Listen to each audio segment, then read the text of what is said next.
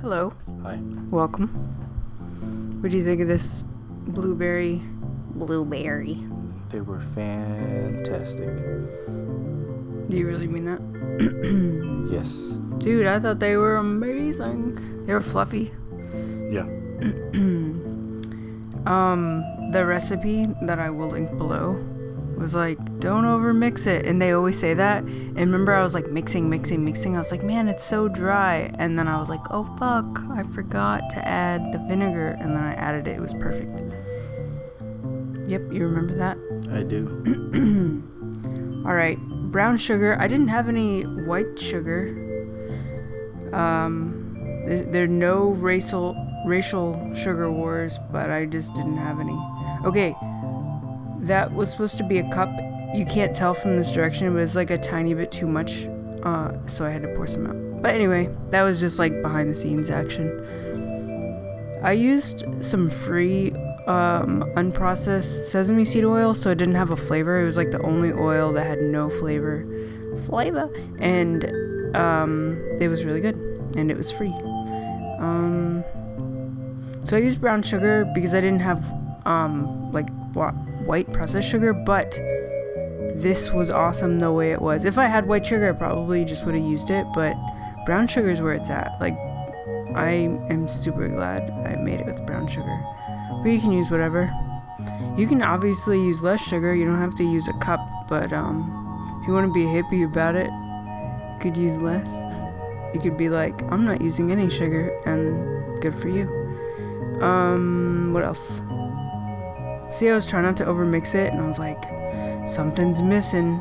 And then 1 tablespoon. I was about to add a drop of water, and then I was like, vinegar.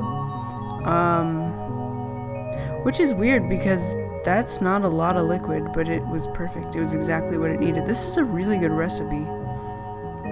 Man, I want more. I've been wanting to make this for weeks, and I kept coming back to the same recipe. I was that fixated on it. Let's make a cake with it.